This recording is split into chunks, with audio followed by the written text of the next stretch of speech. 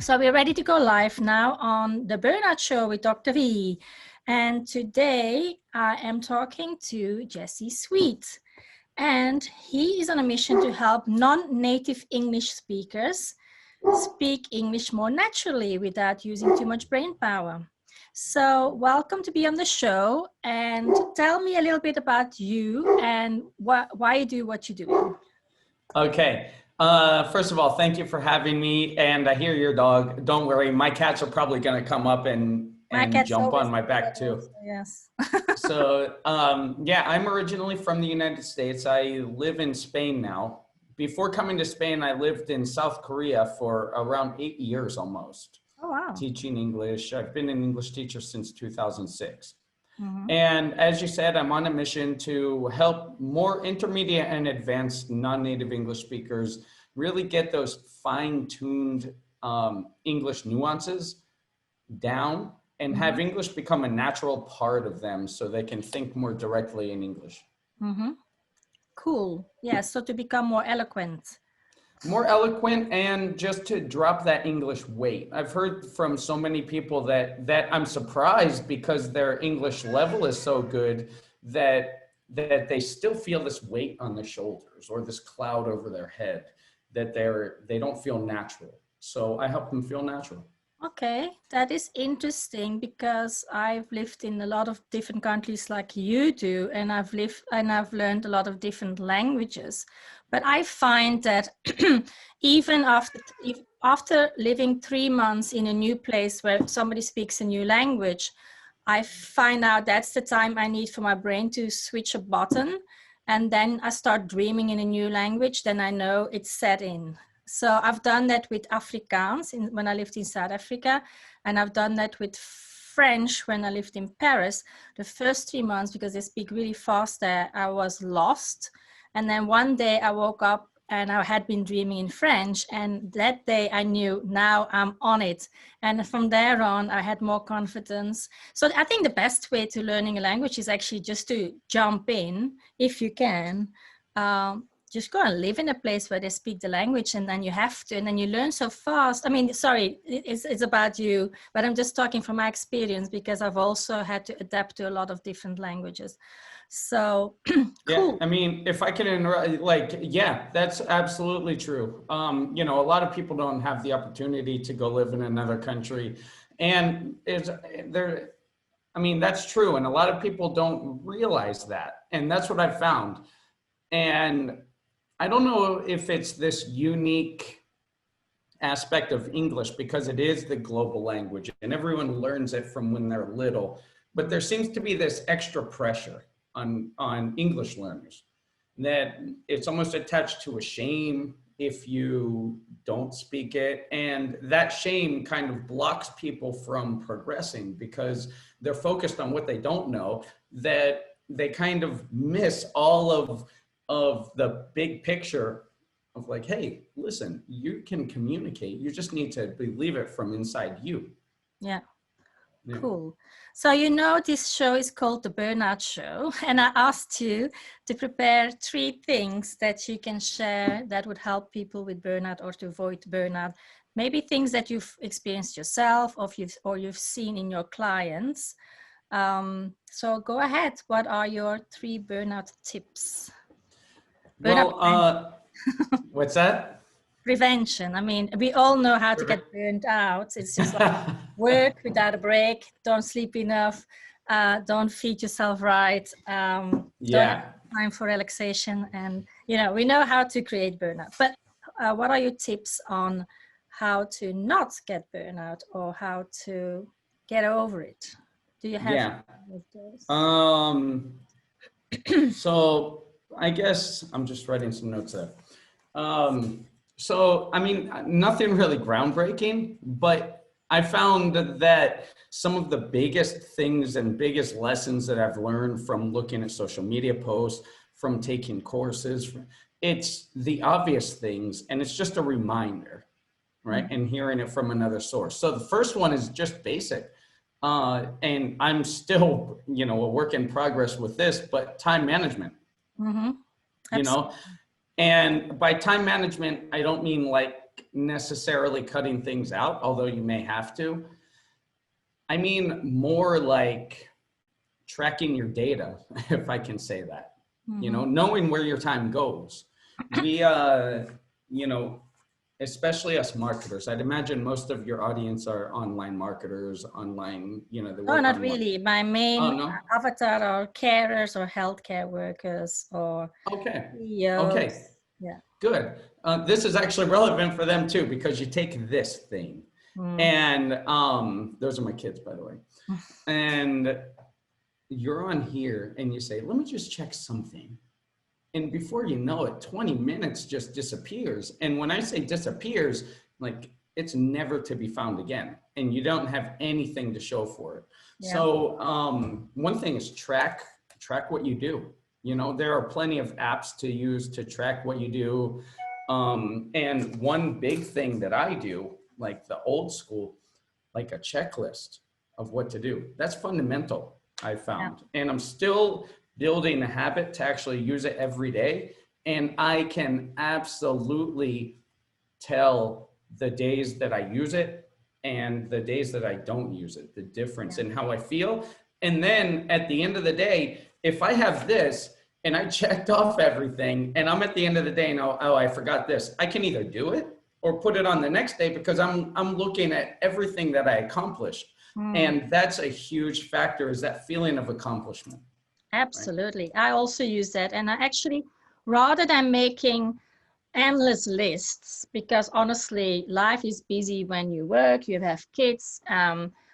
Some people make the mistake of making these very long lists and then they feel so overwhelmed that they freeze and don't do anything. So I always say, like, I want to achieve 3 major things in my day. The ones that are most relevant, the ones that bring me closer to where I want to get to, closer to my dream. And if I prioritize those, but I also prioritize health and well-being in the sense that I will have a weekly massage and I will make time for exercise, because that's essential for me to release stress. Can I interrupt there? And I think we use that caveat for me. And sometimes as a listener, I'm like, oh yeah, that's for them. But if it's something I don't want to do, then that's good for them. But it's good for all of us as people. Absolutely. You know? Yeah. I mean, when I developed the burnout recovery system, it's based on 10 years of my research, because I suffered so much with it. And I couldn't find anybody to help me, because I was like one of the early people 17 years ago that nobody diagnosed it properly. So I didn't have the right care. So I had to find it all myself. So I put all of that together in an online program, but I also help as a coach for people who need their hand held, because implementing change is not always easy, because there's a big resistance from the ego saying, no, let's stay where we are. We don't want change. So that's where the coach comes in and says like, okay, I will help you over the hurdle, or, you know, so it's so valuable. A lot of people still don't realize how valuable it is to have a coach if you want to achieve anything. It's the same with my exercise. I needed to hire a personal trainer to make sure I show up for myself, because otherwise there's always other things to do. So that's another form of a coach, because he will say, hey, you have to be here. We need to do this. Yeah. And just that extra set of eyeballs that you don't want to disappoint them, right? You're taking their time. Absolutely. And you're paying money. That's part of the price point, right? You're paying money. So you're putting, you know, whatever amount it is, you're putting yourself in there, right? Absolutely. And that's why coaches need to charge money, because otherwise people will not show up for themselves. Once they're invested financially, then they can better show up, then they will show up for themselves. If you give away your coaching for free, they will not even show up, they won't appreciate it, and they won't get the change they need. And actually deep down they want it. And you're doing them a disservice. Yeah, absolutely. Okay, we're talking about coaching again. So you mentioned time management, which I agree. is a great tool. Oh yeah, and then you were talking about how much time we spend on our phone, and it is true. My phone actually tells me you were online for 11 hours a day or something.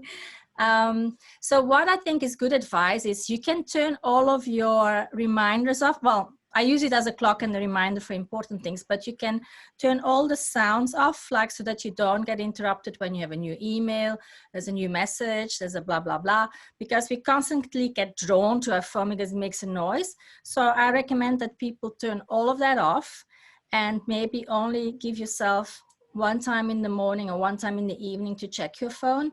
Actually, I like to do it when I'm standing in a queue somewhere, because it's like, otherwise it would be a waste. You're not doing anything else, right? Yeah. And that's the time usually when I'm queuing. I was queuing at the supermarket yesterday, and I thought like, okay, let's quickly do this. It's so great to have a pocket computer, actually. Yeah. 20 years ago, we couldn't do that. I still had like one of these, the early phones was a big brick. Yeah. I remember those. My first one was a Nokia. Yeah, I had that so to go with that, a nice tip that I've heard that I saw in somebody's feed was turn your mode, go in the settings and turn it on like black and white mode.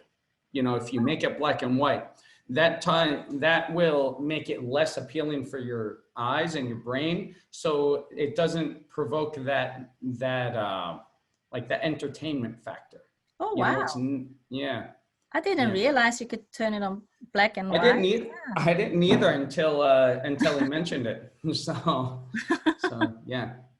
That's something new for me. Thank you very much. Yeah. So number two, I have live in the moment. Like be present, be in the moment. And I think that's something that we all miss, and I miss that all the time. Not miss it, but it's something I have to keep reminding myself.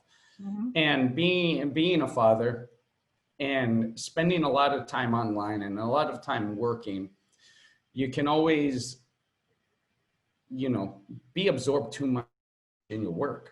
And that's a negative thing for you. It's a negative thing for your business. It's a negative thing for your personal life, for your family, for your mental health. And then like, it's one of these things, like when you're at the playground with your kids, like, and you're swinging them, are you swinging them and having fun? Or are you sitting behind them like this, checking the whatever message? Like, be present, because like they notice that, I've noticed them noticing that. And that's a big thing. Like have hours, go back to time management, have hours where you work, and be 100% there. And then when I'm with my kids, like I'm 100% there. Like I'm theirs, and I think being present in the moment is good for our mental health in general, because we always have that like FOMO, that fear of missing out, Yeah, that is very, very good advice, because your kids will only be young and small and appreciate you for a limited amount of time. My youngest is 11, and I've got a 13-year-old and a 16-year-old. They don't need me anymore. I mean, they just need me to provide food and shelter at this stage, and pay for the internet. So I know, my time is already past for being present with them. So luckily I have had times in the past where that's why I like to travel with my children. I like to explore the world with them, and then we are really present. But I must say, the last time I took them on a holiday, they just chose to stay in the room and look at their iPad. So I kind of said like, right, this is it. This is the last time you travel with me, because I want you to be here now and enjoy this new environment, Learn a new language, eat some different foods. There's so much to do, but they're now the ones that need to listen to turn off your electronics. I got a letter from school saying how unfit my kids' generation is, because they don't go outside anymore. They do very little sports, and they just get very big thumbs. Very strong. Yeah. But, yeah. In any case, what's your third tip? The third. So, I'm gonna say it in the specific and then kind of branch it out. And like a specific action is like meditation. That's something I've learned is very valuable. I start my day with meditation.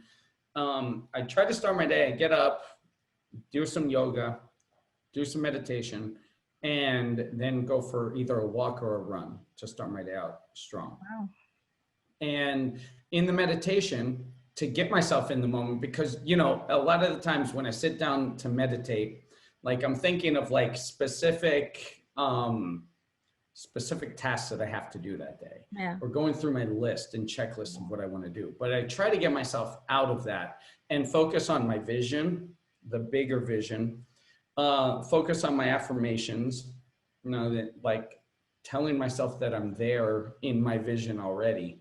Yeah. And gratitude, 10 things that I'm thankful for that day. And, but to get me present in my meditation, because it's hard, especially at first, is I just focus on my breathing.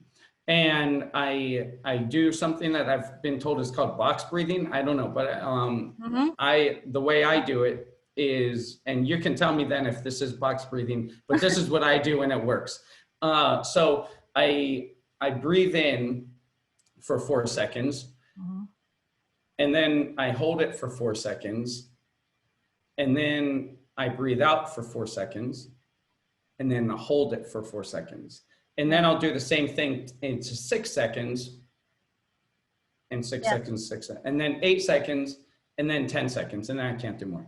But a good way that I do so, I'm not necessarily counting, because you can get focused on counting too. And then you're like holding your breath, but you're 1, 2. But I use my fingers to keep track. So I'm like, I breathe in and I count with this hand, and then I hold it, and then I count with that finger, and then I breathe out and count with that finger, and then I hold it and count with that finger. And it just helps me to stay kind of focused and to not focus too much on the counting. Yeah. Yeah, I've done the same breathing technique as you do. It really helps to calm down very quickly. Yeah, totally. And focus. Yeah. They sometimes call it circular breathing also, I think, but box breathing is maybe more correct because of there's like force. In and out time is the same, and the whole time is all the same. So that is square. Right. Yeah, that makes sense. And eating, like you said, eating too with that, like overall general health. Like we think that that's not, you know, relevant to burnout and time, but that's super relevant to burnout and time. Yeah, it is. You know, keep track of what you eat more vegetables, you know. Yes. And the rainbow diet, because it's got all of the vitamins, minerals in that you need to keep your body in a top, like in a good place. Because a lot of people with burnout, they're so busy, they eat junk food, and then they don't have the right nutrition, and then their body just starts to fail. And that's why they don't have energy to get out of bed in the morning. And that's why they have highs and lows, because they eat too many sugars. And on top of the stress, eating a lot of unhealthy fats and stuff like that is just a recipe for disaster for the body. And once your body is unhappy, your mind becomes very unhappy.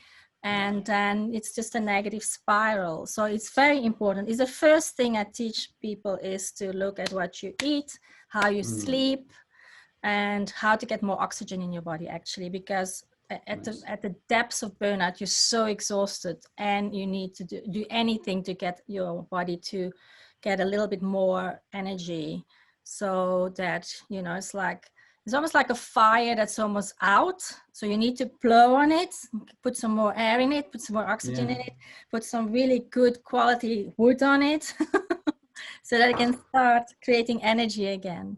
Yeah. And I mean, water. Yeah. With the fire, it didn't work, but yes. You have But I mean, with the physical fire, no, but this is kind of like the fuel. Right? Yes, thank you for adding that, because it's so essential to stay hydrated. And yes, it's basic. So my students who went through the program, they say like, oh, I know these things, but it's a good reminder that somebody tells them this is really, really important. And then they change the way they sleep and they change the way they eat. and then they start feeling better, you know, Yeah. body, Yeah. mind, spirits, it's all connected. So yeah, awesome. Do you have, I think there were 3 really, really good tips. Thank you so much. And if anybody who is a non-native English speaker who wants more confidence in speaking English, how can they contact you? Yeah. Well, you're going to post this in Facebook, right? Yeah. And on So YouTube, and I can put your link underneath. yeah, just attach me there. And I also have a page called The English Mind that I started. If you want to like that, you want to contact me there. But to be honest, the Facebook platform for on pages is not really smooth with chatting. If you want to chat, I recommend, friending me and let's chat there. Mm-hmm. All right. So yes, I will post your page and how they can find you on. How can they find you on Facebook? Just with your name? I need to. Yeah, Jesse James Sweed. You can type that and that should come right up. All right. Or you can type The English Mind. Okay. Thank you very much. And we'll see you next time. Thank you.